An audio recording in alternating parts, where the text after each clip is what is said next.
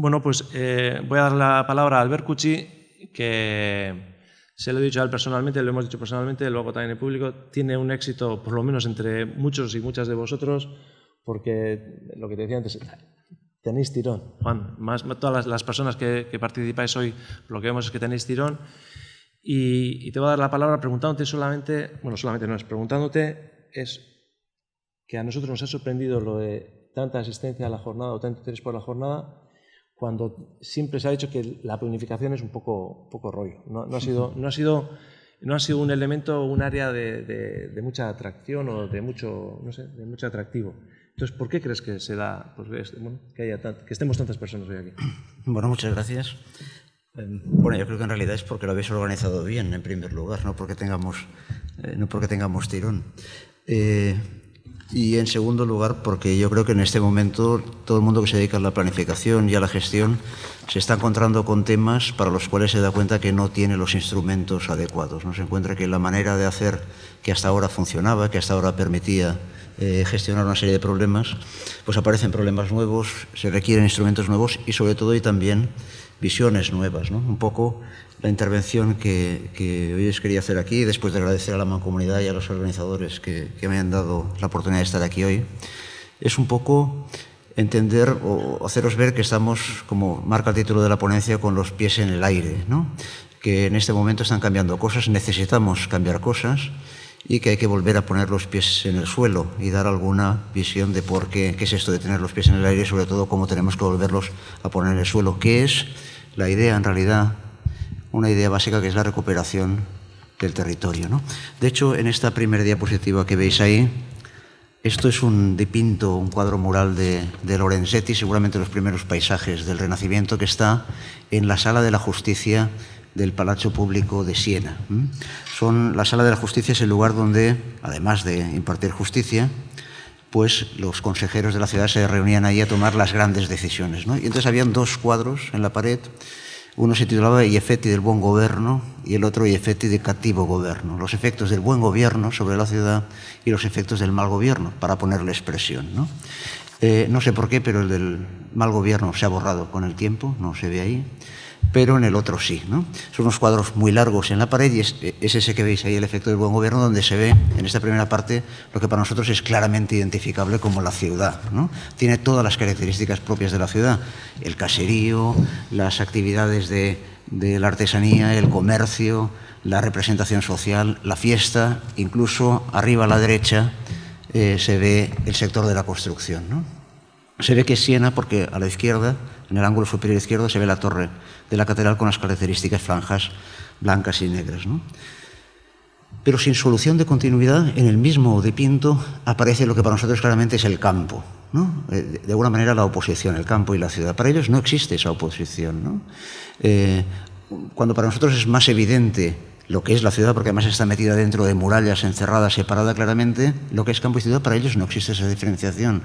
El campo y la ciudad están ligados indisolublemente, ¿no? Es la misma ciudad de Siena, es el mismo territorio que está ligado. La ciudad no tiene en sí un epifenómeno que tenga demasiado sentido a la hora de entender lo que es ese espacio, digamos, hablabas de los límites del Duranesado, a la hora de entenderlo, ¿no? En esa misma época, en mi ciudad, en Barcelona, pasaba un poco lo mismo, ¿no? La ciudad era muy clara dentro de murallas, pero administrativamente la ciudad no era la ciudad amurallada. Era la ciudad amurallada y el hort y el viñet, el huerto y el viñedo, o sea, aquello que le permitía alimentar.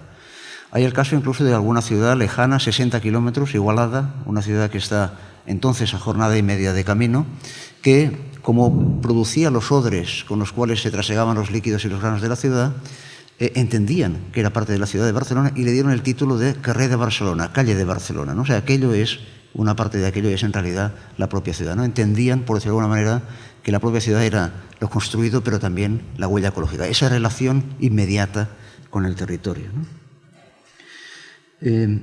Esa relación, además, tenía una expresión en la propia ciudad, ¿no? Y es tratar de entender la ciudad como un producto, que es lo que trataré hoy de venderos, la ciudad como un producto del metabolismo social. El metabolismo social es la relación que tenemos con el medio, aquello que sacamos elementos del medio, del territorio, y luego devolvemos los residuos, ¿no? O sea, aquello que la sociedad necesita para mantenerse y reproducirse. Pues bien, la ciudad y su relación con el territorio están tan íntimamente ligados que podemos leer la propia forma urbana como una máquina de ese metabolismo. De hecho, la ciudad es una expresión del modelo del metabolismo social, del modelo de relación de la sociedad con el territorio. Siempre ha sido así y sigue siendo así. Por tanto, la podemos leer y sobre todo la podemos transformar. En este momento tenemos un problema metabólico. Nuestra relación con el medio no es buena, es destructora. Tenemos que cambiar nuestro modelo de relación con el medio, nuestro metabolismo social. Y la ciudad lo que es un lugar estupendo porque es un lugar de alta densidad de ese metabolismo y de alta percepción social sobre él. Y por tanto es el lugar de la batalla. No hay una ciudad sostenible, lo será en cualquier caso nuestro metabolismo social y entonces producirá un modelo de ciudad, pero sí puede existir un urbanismo como práctica social de transformación de la ciudad que sí lo sea. O sea, utilizar los instrumentos que nos hemos creado para transformar la ciudad y su relación con el territorio de manera que nos permita cambiar hacia un metabolismo social, hacia un modelo de relación con el medio mucho más sostenible. Esto es la ciudad de Siena, una vista, y supongo que si habéis estado, ahora el Palacio Público quedaría a la izquierda, no sale en la foto. Esta es la famosa La Piazza del Campo, esa plaza en forma de abanico preciosa donde corren los caballos y a veces se hacen películas del James Bond.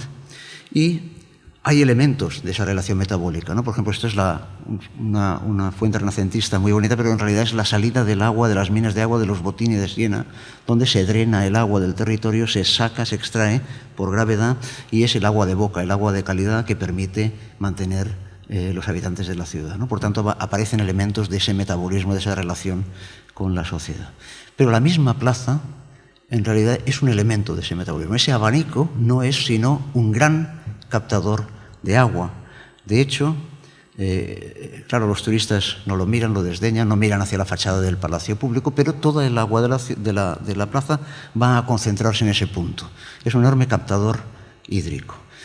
Pero no solo es la plaza, la ciudad misma está colocada en un Baalbek, entre dos montes. La plaza está en medio del Baalbek, y cuando uno va recorriendo las calles de la ciudad, las calles de la ciudad van teniendo normalmente, pues, digamos, sigue las curvas de nivel, ¿no? Son llanas, el agua va cayendo en ellas, el agua de las cubiertas se recoge, parte también va a la calle, y de tanto en tanto uno se encuentra calles que cortan, digamos, que siguen el sentido de la pendiente, que no tienen mucha importancia a la hora de la circulación. Como veis, está prohibido circular por ahí. Incluso hice esa fotografía porque había una que tenía una puerta que daba ahí, pero normalmente no dan puertas porque la misión de esas calles es drenar ese agua que cae sobre la ciudad, y toda esa red de captación de aguas y de conducción de aguas, que es la propia trama urbana, acaba en este punto. Un punto que está, lo que se ve al fondo es la torre del Palacio Público y detrás está la plaza, un lugar donde en esos dos canales ahora laterales acaba reuniéndose toda esa agua que recoge esa red. Y toda esa agua va a este espacio, Le Orti de la Città, los huertos de la ciudad, que es un espacio, como Siena se quedó atacada por la peste en el siglo XIV y quedó prácticamente parada en su crecimiento, se conserva todavía la trama medieval, ¿no? Y uno puede ver cómo era. Bien, ese espacio está dentro de las murallas, lo que veis al fondo es la muralla de la ciudad, ¿no? Por tanto, es un espacio netamente urbano, y es el lugar donde se encontraba el agua que ha captado la propia forma urbana, la ha conducido hasta aquí, y aquí se van a encontrar con las heces que se conservan en los pozos negros, el suelo, la luz del sol, para regenerar la materia orgánica de la ciudad. Se puede hacer una lectura de la ciudad en trama, digamos, en visión metabólica, entendiendo los espacios con una función metabólica en la reproducción de esos recursos. Eso no solo en Siena, eso lo podemos leer en cualquier ciudad, ¿no? Esto es la ciudad de Santiago de Compostela. ¿Habéis estado en Santiago de Compostela alguna vez? Si no, tenéis que ir andando, naturalmente. Hay un caminito para eso.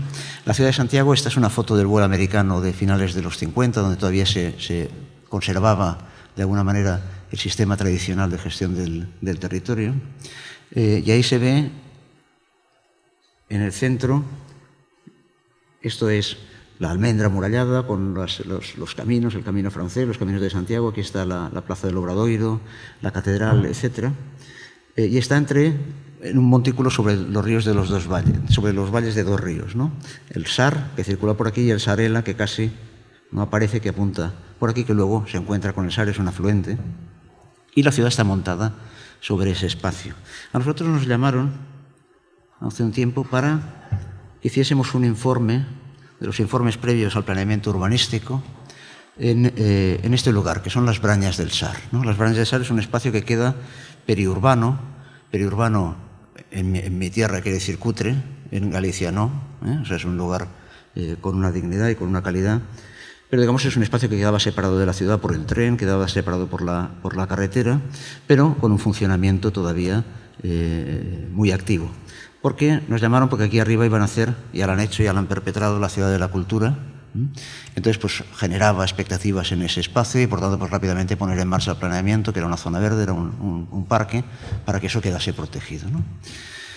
Y nos llamaron un poco para ver qué valor ambiental podía tener como recurso para una propuesta sostenible de la ciudad, qué valor podía tener ese espacio, ¿no? Ese espacio es muy bonito porque refleja el monte, las agras y la zona de prados de rega, ¿no? 3 tipos de tejido agrícola muy, muy diferenciados, pero en realidad absolutamente interrelacionados, ¿no? Por una parte son las agras, que es esta textura, intermedia, que es el elemento productivo donde se cultiva el millo, el maíz, que es productivo, que está intensamente trabajado porque finalmente Galicia es un país campesino muy denso y por tanto está continuamente el suelo explotado casi hasta la máxima. Y claro, el problema que tiene, ¿cuál es? Que cada vez que nos llevamos una cosecha, nos llevamos una serie de materiales que ya no estarán en el suelo, porque todos salen del suelo. Algunos no hay problema, el carbono, el oxígeno y el hidrógeno se repondrán a la misma velocidad que nos lo llevemos por procesos naturales, pero otros no. Nitrógeno, fósforo, potasio los retiramos a mayor velocidad que se van recomponiendo por procesos naturales. Con lo cual hay que devolverlos, porque si no los devolvemos el suelo se va empobreciendo, pierde capacidad productiva y al final no vamos a obtener el maíz que hay ahí, ¿no? Con lo cual hay todos unos sistemas de devolver la fertilidad ahí. Recoger, por ejemplo, la vaca. La vaca no es para dar carne, ya lo sabéis, ni para dar leche, ni para dar piel. La vaca es un reactor biológico que se come del maíz lo que tú no te comes y que permite, digamos, es un compostador, lo que directamente lo que sale se lleva al campo y es una manera de restituir fertilidad. Pero a pesar de todo esto no se puede restituir todo, necesitamos una fuente adicional que nos permita recoger las pérdidas, ¿no? Por ejemplo, las pérdidas de lo que no podemos retornar y además de lo que llueve, el agua arrastra y se lo lleva hacia abajo, ¿no? En este caso es el funcionamiento del monte, esa otra textura más oscura que hay. El monte, que es arbustos, monte bajo, que lo que hace es va rompiendo el suelo, liberando nutrientes y esos nutrientes van a ser lavados también por la lluvia y los van a llevar a las agras, a los campos que están abajo. Y para acelerar el proceso se va a cortar esos materiales, se van a cortar esos arbustos, esos matorrales se van a poner en los caminos para que los pisen los animales en su lecho y se van a llevar de ahí a las agras. En un proceso de mantenimiento de la fertilidad de los campos que genera ese espacio que es el monte. De hecho, allí en ese lugar aproximadamente 1 hectárea de agra requiere 2 hectáreas de monte para mantener la fertilidad, ¿no? Y esa línea que se ve quebrada entre unas y otras es, bueno, ¿qué hago? Amplío el agra y por tanto tengo un poco más de pan hoy, pero quito monte, con lo cual tendré un poco menos de pan mañana, ¿no? Se refleja esa tensión de cómo se transforma ese territorio.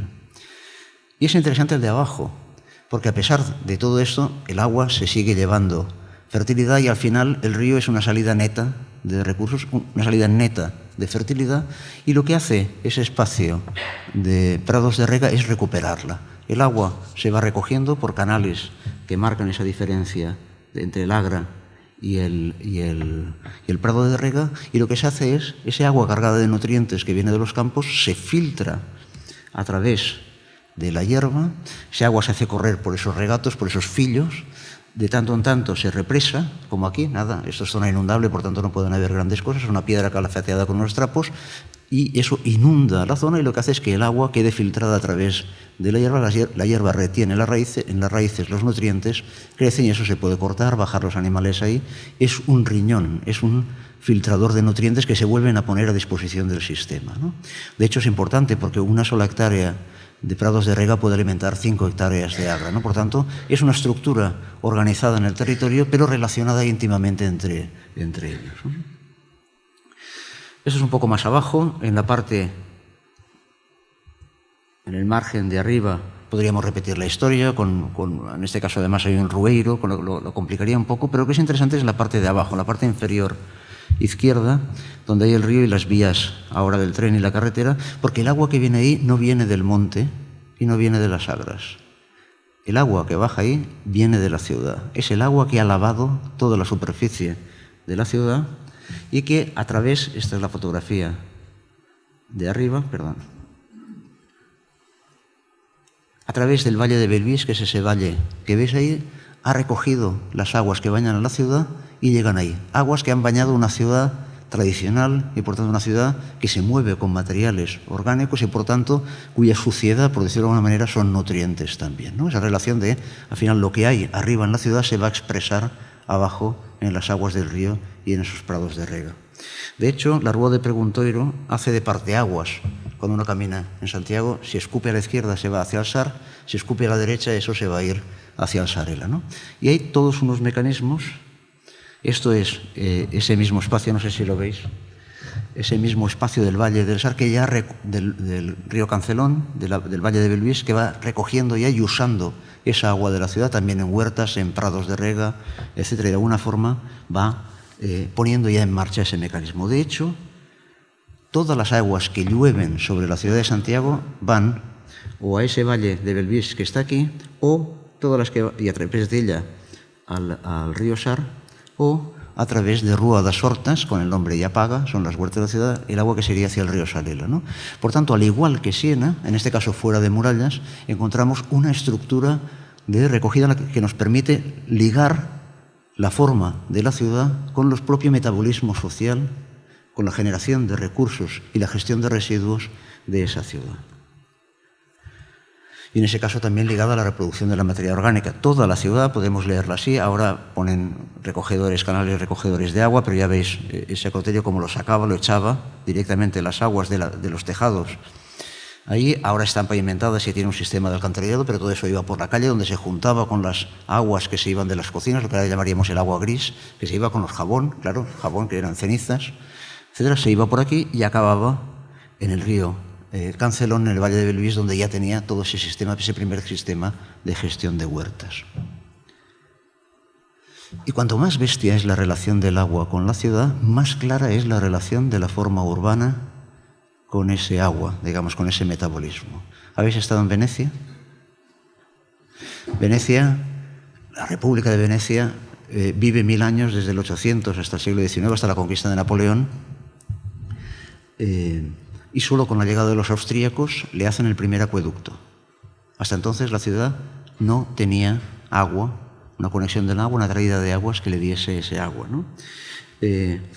La ciudad, como sabéis, está aquí, en medio de la laguna de Venecia, esa laguna que se forma, bueno, por relaciones como también teníais aquí, todo lleno de marismas, todo el borde del Cantábrico, pues se va generando y se ponen ahí, se ponen en ese lugar y aprovechan las posibilidades que les da el colocarse en medio de la laguna.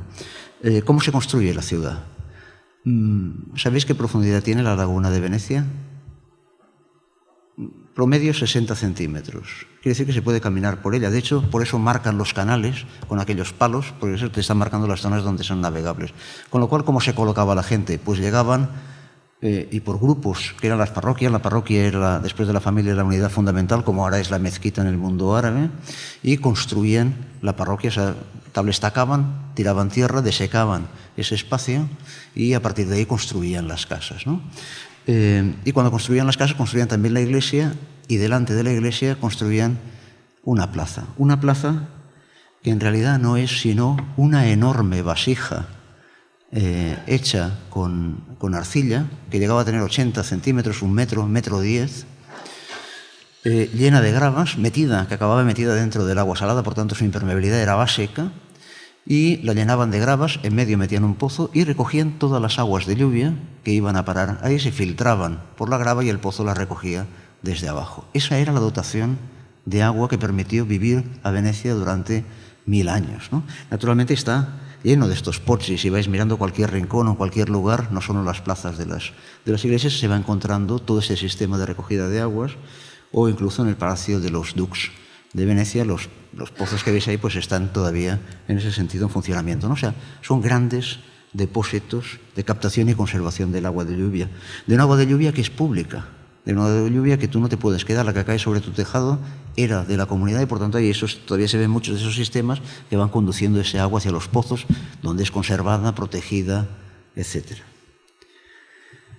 Esto es un plano de la ciudad de Venecia, supongo que la reconocéis, el gran canal que la cruza en forma de S, que era el puerto, en realidad era el puerto de la ciudad, hasta que se traslada al lado de la plaza. El puerto luego se viene a esa parte, pero el puerto principal era ahí, más a la derecha el Arsenal, que es donde están haciendo ahora la Bienal de Arquitectura. ¿Y veis esos puntitos rojos? ¿Lo veis desde ahí abajo? Cada puntito rojo es un pozo de estos. Estos son los pozzi. La ciudad está construida con esto. La ciudad está construida a través del elemento básico que recoge y permite la gestión del agua de lluvia. Se construye con ese. Ese es el ladrillo básico. Pero hay más. Yo de lo que sé, soy profesor de universidad, soy titular. Sabéis que los profesores titulares tenemos nuestra plaza, que es mía y de nadie más. Yo me gané mi plaza y es de fábricas. Yo de lo que sé es de paredes de ladrillo, de piedra, de tierra. Yo lo que sé es de fábrica y por tanto, yo cuando voy por ahí lo miro instintivamente. A mí las piedras me hablan. Espero que no haya ningún psiquiatra en la sala. Y claro, yo sé que un pavimento es una fábrica y que como cualquier fábrica se coloca en hiladas perpendiculares a la carga principal. En el caso de un pavimento es el tránsito, ¿no? Con lo cual uno cuando camina por un pavimento hecho de fábrica, o sea, de piezas, espera encontrarse las hiladas perpendiculares al sentido del paso, con lo cual cuando uno ve esto dice, qué raro, esto no es un pavimento. En realidad esto es una bóveda que oculta un elemento clave en la ciudad de Venecia, que son los ríos, los pequeños elementos de agua que penetran en la ciudad y que tenían una función muy importante. ¿Cómo se llevaban la materia orgánica? Esa que en Santiago, esa que en Siena se conservan los pozos negros de las casas en las propias parcelas y luego se recoge y se composta. Y se usa eso en Venecia, no puede ser. ¿Qué hacían? Las letrinas bajaban directamente hasta un dedo o dos por debajo del nivel del agua en estos ríos.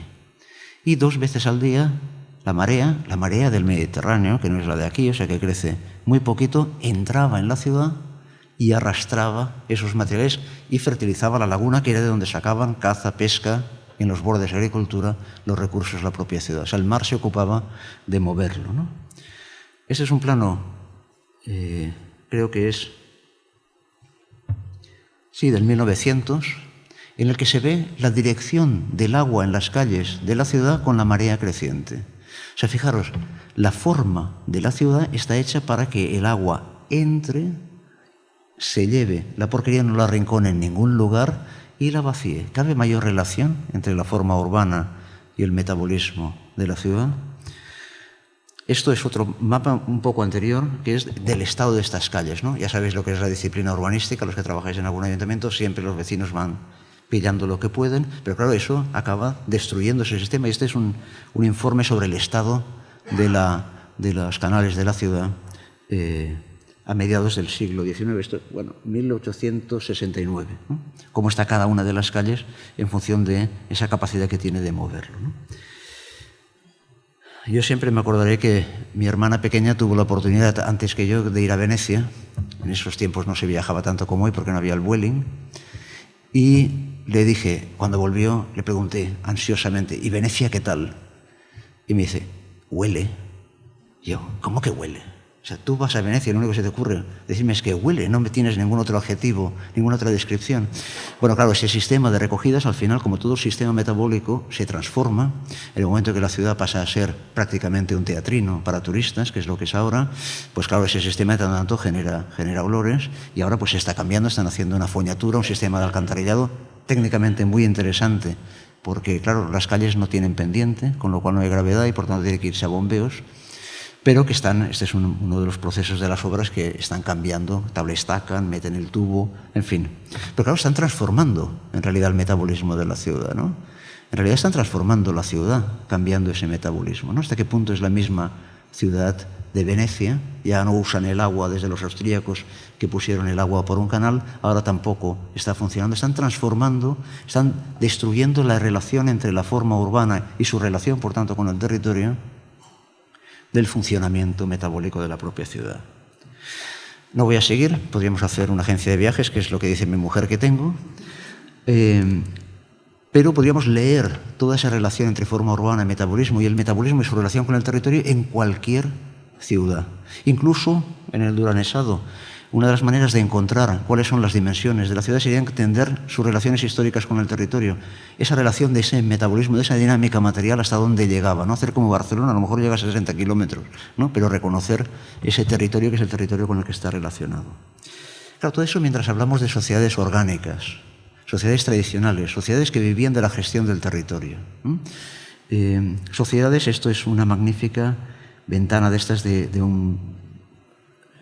un palacio del Cairo fatimí, de estas que dejan pasar el aire, no paran la luz, dejan mirar desde dentro, pero que desde fuera no te vean. Todo muy sutil, pero todo construido con madera de palmera, que es prácticamente deleznable, ¿no? No deja de ser un arbusto. Eran sociedades que vivían justamente de esta gestión de la biosfera y de mantener su capacidad productiva continuamente. Y eso obligaba a construir el territorio, a una construcción brutal del territorio, una transformación tremenda para aprovechar todas sus posibilidades productivas. Esto es la costiera amalfitana, es la zona de Amalfi, encima de la playa de Salerno, justo debajo de Nápoles, que es un lugar de lujo, ¿no? Sirve para que vayan los ricos y hacer anuncios del Martini, porque han conservado una carreterita muy estrecha que cuando hay dos coches se tienen que cruzar no se puede, porque claro, la gente va en barco, por tanto para ir tienes que tener barco. Claro, una pendiente muy fuerte, pero que hace que suba, ascienda la brisa marina que corre por toda la playa larga de Salerno, suba, efecto Foehn, aumenta la pluviosidad, mucho la pluviosidad, y este es un lugar orientado prácticamente a sur, con lo cual es un lugar muy productivo, agua y asoleamiento. Pero claro, una fuerte pendiente, con lo cual está alicatado hasta el techo, ¿no? O sea, está construido con unos muros brutales. Ahora los dedican al cultivo del limón para hacer el limoncello, que yo lo encuentro nefasto, pero bueno, ¿qué le vamos a hacer? Pero si vais a Ravello, vais a Amalfi, os vais a encontrar ciudades construidas sobre muros de piedra, ¿no? Literalmente. O sea, el territorio está construido. Está más construido que la ciudad. No es esa idea que tenemos de la ciudad se construye y el territorio. No, no, no. La ciudad se construye a lo mejor una vez cada 50 años. El territorio se construye cada año. Se construye y además fomenta aquello, esto no es una pintura, esto es una fotografía, del bel paesaggio, ¿no? Del paisaje bello. El paisaje que también es expresión del modelo productivo de la sociedad que lo ocupa. Son dos cosas: la forma del territorio, muy importante, y la percepción social de esa forma. Se puede construir paisaje de tres maneras: construyendo la forma del territorio, construyendo la visión social sobre la forma del territorio, o ambas cosas. Hubo un debate muy bonito hace unos años en Galicia sobre el feísmo, no sé si habéis oído hablar del feísmo, ¿no? En el cual la gente decía, bueno, ¿qué pasa? Que el paisaje se está haciendo feo. Dos cosas fantásticas. Primero, el juicio es un juicio estético, se está volviendo feo, y otra cosa es pues que estuvo todo el mundo de acuerdo, ¿no? O sea, vale, es feo. Hubo un consenso, una percepción social compartida sobre la forma del territorio. La cuestión es por qué y a partir de ahí qué había que hacer con eso, ¿no? En el futuro el paisaje será un objeto, un sujeto de acción social, de planificación y de debate, porque es el resumen de todo, ¿no? En el feísmo al final decían, bueno, ¿qué hemos de hacer?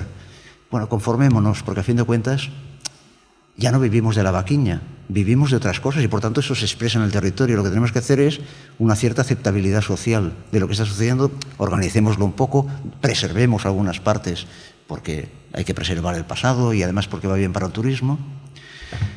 Otras que eran no, absolutamente, no, lo vamos a cambiar, lo tenemos que aceptar, hay que diseñar esto. Y una tercera que era muy bonita, decía, no, el paisaje se está haciendo feo porque la manera que tenemos de vivir es fea y eso se expresa ahí, ¿no? Por tanto, lo que tenemos que hacer es vivir de una manera que no produzca un paisaje feo.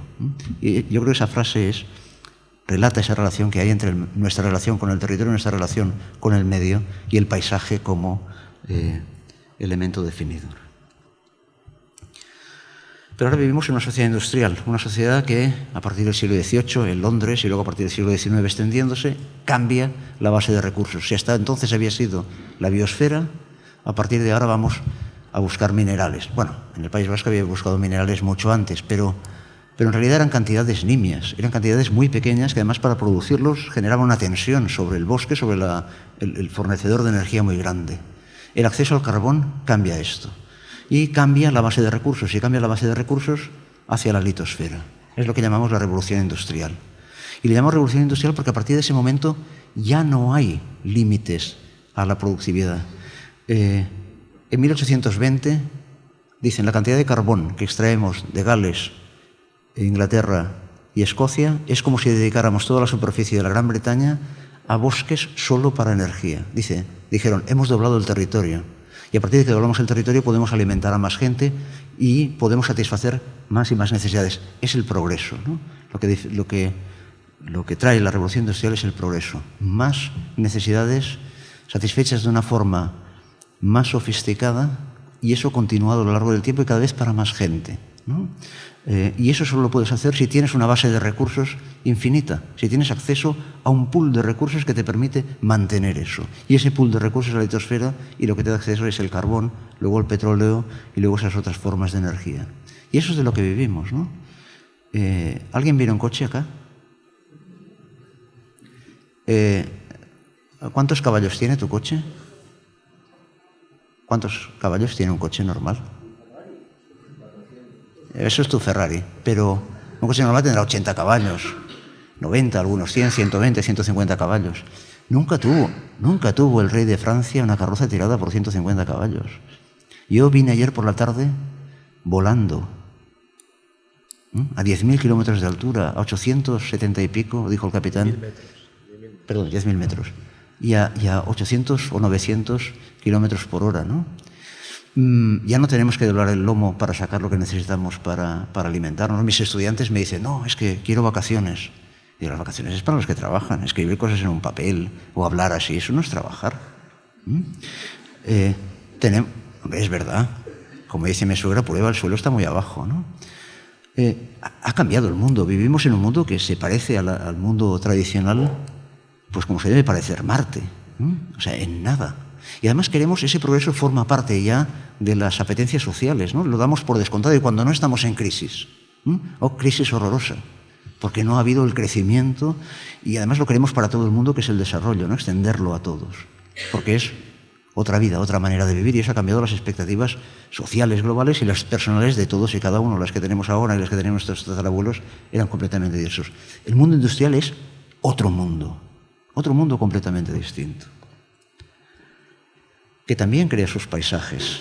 El problema de los paisajes es que no tienen todavía la aceptabilidad social que tenía el bel paisatge, como aquel que veíamos ahí florecer. Estos son los paisajes que genera el mundo industrial, un ejemplo de los paisajes. Abajo, por ejemplo, las vías que lo que hacen es esa movilidad constante que reclama nuestro modelo social, y el problema es, y bien lo sabéis aquí, que tenéis unas cuantas metidas dentro de los valles, que van cortando el territorio, ¿no? Y no solo cortan nuestras actividades, sino que cortan también el medio natural, y al cortarlo disminuyen, porque van reduciendo los espacios, y como sabéis, la biodiversidad, que es un indicador de calidad de esos espacios, se va reduciendo con el tamaño.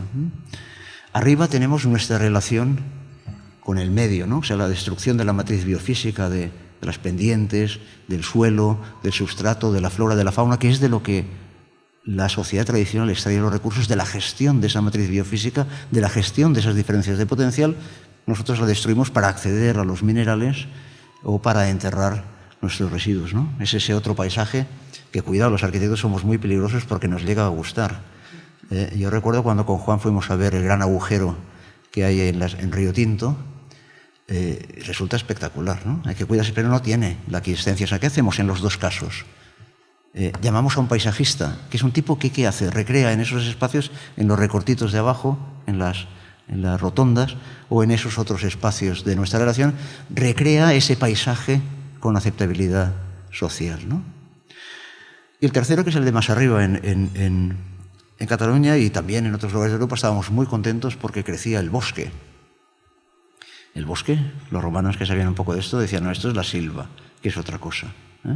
Esto funciona de otra manera, lo has dejado, lo has abandonado y a partir de ahí se reproduce una serie de dinámicas naturales que, por cierto, te van a dar muchos problemas con incendios forestales, te van a dar muchos problemas con la gestión hídrica porque aumenta la evapotranspiración y, por tanto, disminuye la recarga de acuíferos.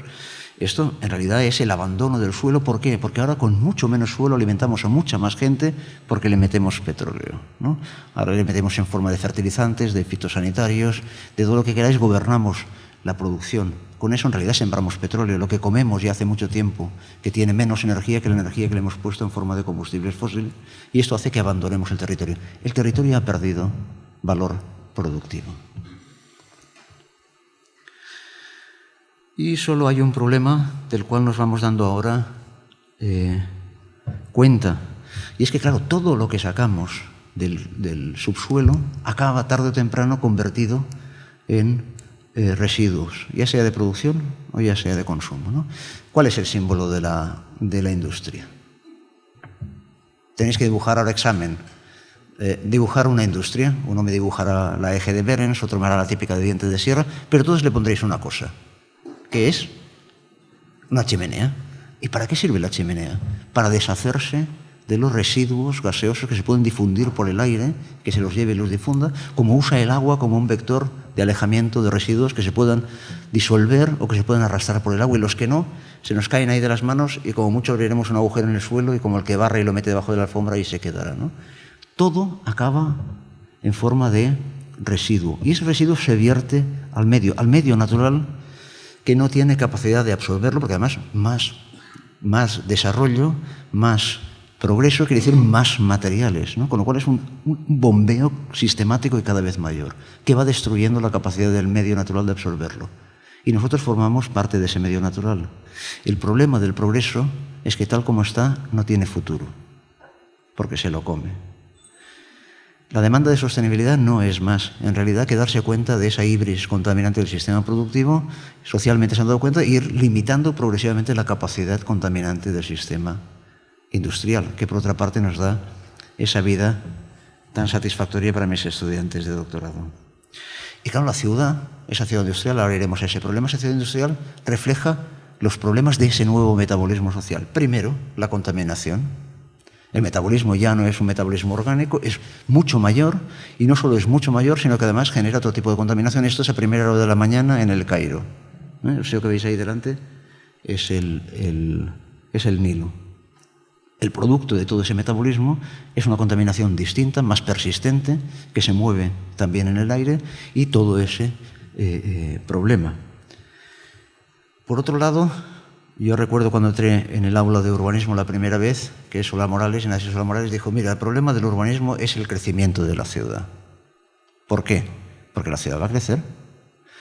Crece, por una parte, el metabolismo social, va creciendo cada vez más, con lo cual todos los flujos que inciden sobre la ciudad, que es un núcleo de ese metabolismo, irán aumentando. Pero es que además crece la propia ciudad, produjo gente. La sociedad mundial, antes de la revolución industrial, era de 700 millones de personas. Hace un par de años llegamos a los 7.000 millones. Y además a los 7.000 millones con un funcionamiento metabólico muy superior, ¿no? Hay un momento en el que las sociedades cambian, abandonan el campo, la gente se va de un campo que ya no es productivo hacia la ciudad. Eso lo hemos visto en todas las ciudades. Esto que veis ahí es Damasco. No sé cómo estarán esos barrios ahora con la guerra, ¿no? Pero yo recuerdo ver, cuando era pequeño, favelas en Barcelona. O sea, barrios de barracas, de gente que había abandonado el campo y que iba directamente hacia la ciudad en procesos. Pica de Lisiercos había sido un gran slam a mediados del siglo XIX, ¿no? O sea, han pasado todas las ciudades, ¿no? Ese crecimiento, y las ciudades van a continuar creciendo. Y por tanto el problema del urbanismo es ese crecimiento de la ciudad. De hecho, el urbanismo como ciencia enseguida entiende que ese es el problema, y todas las propuestas que hay en el siglo XIX, cuando empieza la ciudad industrial a manifestar sus problemas y por tanto a manifestarse sus soluciones, todas tienen en común eso, que tienen una estrategia de respuesta al crecimiento continuo de la ciudad. Esta es la Garden City de Howard, supongo que ya la habéis distinguido porque sois todos profesionales. Dices, no, esta no. Y es verdad, esta limitaba la población, el territorio, la organización de los espacios, pero decía, bueno, cuando ya se ha acabado una, pues haremos como los griegos, ¿no? Haremos otra. O sea, en realidad tiene una estrategia de reproducción que es esta, la clonación, se clona y se va a otro lugar, pero siempre entendiendo que, lógicamente, la propia producción industrial va a generar ese crecimiento. Otra situación es la de unir el crecimiento de la ciudad al crecimiento de las infraestructuras de las cuales cuelga todo ese desarrollo, ¿no? Son las ciudades lineales, no solo la de Arturo Soria en Madrid, la de Miliutin en Rusia, sino esta que es la de Hilbersheimer, que hace lo mismo, ¿no? Dice, no, vamos a tener esas vías de comunicación y lo que hacemos es vamos colgando de ellas los trozos de ciudad que además les damos ese pattern que permite que tengan una relación con la naturaleza, no de corte, sino de irse uniendo. O el plano bus de Alger de Le Corbusier, ¿no? Donde directamente dice, no, metemos la autopista por encima, o la vía de movilidad, y debajo desplegamos, digamos, los espacios habitables, las viviendas a la ciudad y la infraestructura creciendo juntas, ¿no? O, como él decía, la unidad de habitación, el gran paquebote, que lo tiene todo, como barcos en alta mar conectado a la red de suministro, y que lo que haremos era, como los barcos en alta mar, los iremos colocando en baterías, en flotillas, distribuidos por un territorio que va a tener esa continuidad, ¿no? Siempre esa idea del crecimiento. De hecho, uno de los primeros que teoriza esto, que es, como sabéis, Ildefons Cerdá, lo tiene muy claro. Dice, no, el crecimiento de la ciudad debe ser ilimitado. Y él propone un modelo urbano en el cual, como él dice, habitamos las intervías, son las vías las que van a ir creciendo indefinidamente, y por tanto hace una especie de estructura que se va entendiendo de diferentes planos. Agregaciones de manzanas van a tener un tipo de servicio, agregaciones de esos servicios otro tipo de servicios. Todavía la red de mercados de Barcelona responde a eso, responde a esa organización territorial de esa ciudad, y la ciudad va a reconocer el mar, va a reconocer el río, va a reconocer la montaña de Montjuic, pero se va a extender. Ruralizar lo urbano, urbanizar lo rural, ¿no? Entiende claramente, además lo dice expresamente en la teoría general de urbanización que hace a la vez que el plano de Barcelona. La ciudad debe ser ilimitada. Pero claro, no solo la ciudad crece, sino que la ciudad existente se transforma y se tiene que transformar para absorber el nuevo metabolismo, el crecimiento de ese metabolismo social, ¿no? Por ejemplo, el automóvil, que penetra desgarradoramente en nuestros tejidos antiguos, ¿no?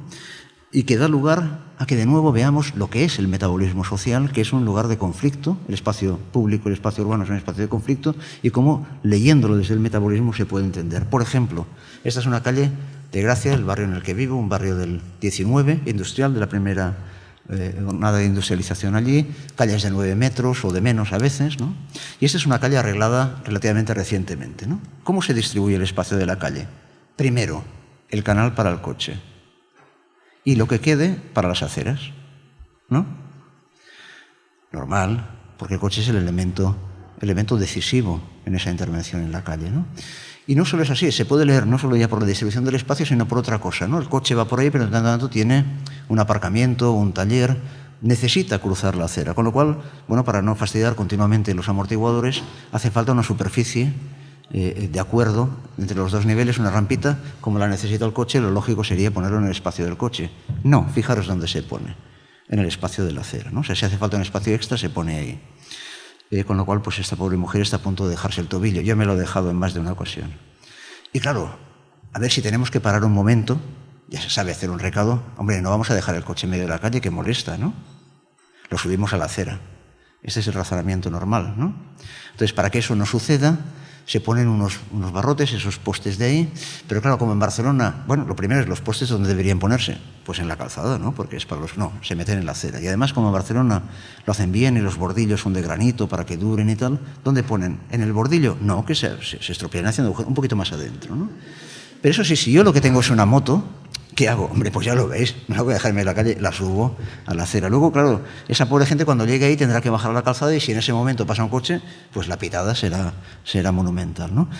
Con lo cual se ve un poco cómo hay un conflicto ahí, cómo se resuelve y a favor de quién ese conflicto, ¿no? Un conflicto que es metabólico, que es de movilidad en este caso. Pero además, fijaros otra cosa. Toda la gente que va a pie tiene una característica común. Es casualidad, ¿eh? Pero es bastante real, son mujeres. Y es más, hay dos... No hay ahora, por suerte, o por desgracia se está igualando, ¿no? Pero en el pasado no había la misma reparto de carnets de conducir. Para que os hagáis una idea, en España hay 25 millones de carnets de conducir y somos 47 millones de residentes. Pues esa es la distribución espacial que hay. Pero además está segregado, por una parte, las mujeres, pero luego fijaros, ahí que hay dos cosas. Unas son mayores y otras son jóvenes, ¿no? Claro, y el joven hasta los 18 no se puede sacar el carnet, y si se lo puede sacar, pues tampoco tiene recursos económicos para hacerse con un coche y los costes que conlleva, con lo cual queda apartado de eso. Y los que son mayores tienen problemas, lógicamente físicos, también quedan segregados. Y además otra cosa todavía más, es que la foto es por casualidad, pero parece fabricada. Son inmigrantes. Las de delante de la nueva inmigración las distinguimos muy fácil, y las de atrás de una vieja inmigración que nosotros también distinguimos muy claro, ¿no? Con lo cual, ¿cómo se resuelve ese espacio siempre presionado por ese metabolismo creciente? Tiene problemas de desigualdad, de diferenciación social, y hay que leerlo de ese modo, de conflicto, que es el conflicto que se da en el espacio público. Por tanto, también esa lectura de la ciudad desde el metabolismo nos da lugar, digamos, a ver conflictos que incluso estamos tan acostumbrados a verlos que uno ve esa fotografía y se le puede pasar, ¿no? Y ha transformado los espacios. Sí. 15 minutos todavía, ¿eh? Tienes 15 minutos todavía. Sí. No, voy bien. Acabaré un poco antes incluso. ¿Y qué ha pasado con algún tipo de espacio? Por ejemplo, ¿qué ha pasado con los espacios verdes, ¿no? Este es el Valle de Belvís, ese de Santiago que recogía el agua de la Rúa de Preguntoiro, de la izquierda de la Rúa de Preguntoiro, y que a partir de ahí pues ya se empezaba a cultivar. Ese ahora es un parque precioso. Yo recomiendo cuando vayáis a Santiago que vayáis un día más para ir a los parques, ¿eh? Porque son estupendos. Pues este, como decían los proyectistas, muros de hierba fueron los materiales con los que se construyó el parque, ¿no? Rememorando lo que era. Pero claro, aquello era un espacio productivo. Ahora los espacios verdes la ciudad no los produce. Si la ciudad dejada al libre albedrío de las fuerzas productivas del metabolismo social, no tendría espacios verdes porque no son necesarios para nada. De hecho, en Barcelona, que tenemos muy poco, yo me acuerdo, la lucha antifranquista era sobre todo los espacios verdes. La lucha que salía a la calle, ¿no? Eran los espacios verdes, porque no había. Socialmente hay que exigirlos para que se produzcan, pero la ciudad ya no los produce, ¿no? De hecho, el agua del río Cancelón, pues ahora se va, al final acaba yéndose a una alcantarilla y desapareciendo por el sistema de alcantarillado. Y el agua que se trae ahí es el agua del río Tambre, después de varios bombeos, etcétera. Ya no son las aguas de la ciudad. De ser un espacio productivo, ha pasado a ser un espacio consultivo. Necesario porque nosotros necesitamos ese contacto con el medio natural porque somos naturaleza. Entonces hay que preservar esos espacios que la ciudad, la propia dinámica de la ciudad como producto del metabolismo social ya no genera, y socialmente hay que hacer esa corrección. Los parques y los jardines que tenemos es el primer factor de esa lucha ecológica, pero se mantienen con fertilizantes que vienen de lejos, con agua que viene de lejos, con trabajo. Son espacios consumtivos en vez de ser espacios productivos. Pero hay más, no lo reconoceréis, pero esto es, lo hemos girado, ahora ha cambiado de posición, pero si veis ahí, estos son Brañas de Sar. Es el mismo espacio que veíamos en esa fotografía del vuelo americano de finales de los años 50. Ahora ya veis el monte, la ciudad de la cultura, el monte ya no hace esa función, quedan unas cuantas agras ahí. Naturalmente, los espacios verdes tienen que acoger actividades propias de los espacios verdes, por ejemplo, el deporte, ¿no? Y por tanto, ya que acogen el deporte, pues ¿dónde hay que meter el polideportivo? Pues en medio del espacio verde, naturalmente, ¿no? Y ahí lo veis, el multiusos, con naturalmente sus salas para el aparcamiento, porque se va a hacer deporte, pero te vas en coche. Y no sé si lo veis ahí, porque la fotografía tiene ese interés. Perdón, aquí necesitaría un ratoncito. Bueno, hay una herida que nace en la parte de ahí, una línea marrón, clic, clic, clic, que desaparece cuando pasa junto a la colegiata del Sar y vuelve a aparecer después, y se queda ahí un puntito por encima antes de llegar al multiusos. ¿Y qué es eso? Esto es el interceptor general del Sar. ¿Qué pasa? ¿Cuál es la primera operación al hacer una zona verde? Claro, como la dinámica ahora de la ciudad es contaminante por el modelo, sistema productivo que hay, por el modelo de relación de mineral, ese espacio, esa dinámica material es contaminante. Si uno quiere preservar un espacio verde, lo primero que tiene que hacer es segregarlo de esa dinámica material, separarlo de ella, ¿no? En este caso es un interceptor que recoge los vertidos del sistema de alcantarillado que iban hacia el río. Por tanto, la primera operación para hacer un espacio habitable, para hacer un espacio verde, es segregarlo de la dinámica material de la ciudad. O sea, los espacios verdes han dejado de ser espacios productivos ligados al metabolismo de la ciudad a tener que segregarlos de ese metabolismo contaminante y pasar a ser, por tanto, unos espacios mantenidos artificialmente. son, por tanto, expresión de ese cambio metabólico de la ciudad. Y ese elemento de infraestructura hace ese rol. Bueno, como os decía, la sostenibilidad no implica sino ir taponando progresivamente la capacidad contaminante del sistema productivo industrial. Progresivamente, para reconducirlo, los productores, la industria no se da cuenta de eso lo ve como unos costes, pero nosotros sí que lo vemos directamente, ¿no? Y podemos mirar cualquier, por ejemplo, los acuerdos de París, ¿no?, contra el cambio climático, para ir reduciendo hasta ponerlo a cero las emisiones de gases de efecto invernadero, que son el residuo de utilizar los combustibles fósiles como fuente de energía. O la Directiva Marco Europea del Agua, que obliga ya hoy a que los cuerpos, estén colocadas las estrategias, en marcha las estrategias para que los cuerpos naturales de agua tengan la calidad que tendrían si no usásemos el agua como un vector de difusión de los residuos. O las directivas de recogida de residuos sólidos urbanos, que las empezaron a clasificar para poderlos reciclar, para hacer que no exista el residuo, sino la reintegración de esos materiales dentro del sistema productivo.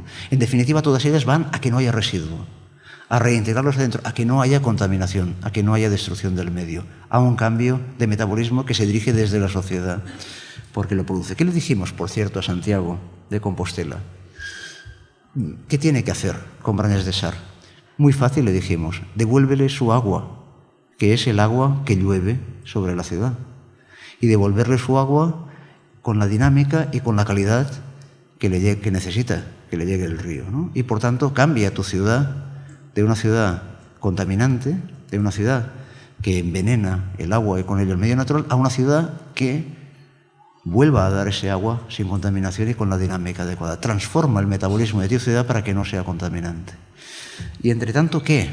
Bueno, entre tanto, démosle a los espacios verdes una nueva utilidad social, que es recoger esas aguas de lluvia, tapa las alcantarillas, recoge esas aguas de lluvia, llévalas a las zonas verdes y a través de ellas regula su dinámica y filtra esos contaminantes, de manera que el agua finalmente vuelva a llegar al río. Una nueva función distinta de producir lechugas, aunque pueden producirse lechugas, ¿no? Una nueva función de transformación de ese metabolismo ligado a esa estructura. Eso que veis ahí son, en la estrategia verde que hicimos con el consorcio de Santiago, de la ciudad de Santiago, las áreas, dividimos las subcuencas, que todas se caracterizan por tener uno o más espacios verdes en los cuales proyectar toda esta serie de elementos. Esto es de la cuenca del Sar, esto es de la cuenca del Sar y la de los dos ríos, ¿no? Al final hicimos en el aula, tiene una cosa estupenda, bueno, tiene el consorcio de Santiago, que eso está muy bien porque es como tener al primo de Zumosol, ¿no? El consorcio reúne las inversiones, en principio orienta tanto de la ciudad como de la comunidad autónoma como del Estado y, por tanto, tiene una visión global en las infraestructuras, pero además tiene el aula de renovación urbana donde se enseñaba todo lo que hacían en el centro histórico. Tenía una importancia porque dentro del planeamiento del centro histórico de Santiago tenía una relevancia muy grande y, bueno, acabaron formando los propios profesionales para intervenir en él. De allí y de otros lugares. Recuerdo cuando fui a Génova y una señora estupenda se me presentó, le voy a enseñar lo que estamos haciendo en el centro de Génova porque yo estudié en el aula de renovación de Santiago, ¿no? Pues también ahí exploramos esas posibilidades de intervenir sobre esos espacios transformándolos. Fue muy interesante porque acabamos recuperando sistemas tradicionales de gestión. Claro, eso ya lo hacían, ¿no? Cómo gestionaban la escorrentía, cómo la movilizaban. Y, por tanto, fue muy bonito porque Santiago, todo el mundo que sabe que tiene una catedral de piedra, que todo el mundo conoce, pero tiene también una catedral de agua, todos unos sistemas de gestión, que en realidad son unos sistemas de relación con el territorio, que en realidad son mecanismos metabólicos que ahora tienen un renovado valor, que es lo que hemos de descubrir. Hemos de descubrir a través de esta transformación el valor, el nuevo valor del territorio, volver a poner los pies en el suelo, porque los hemos levantado de ahí, porque si no, como les decía, el progreso no tiene futuro. Muchas gracias.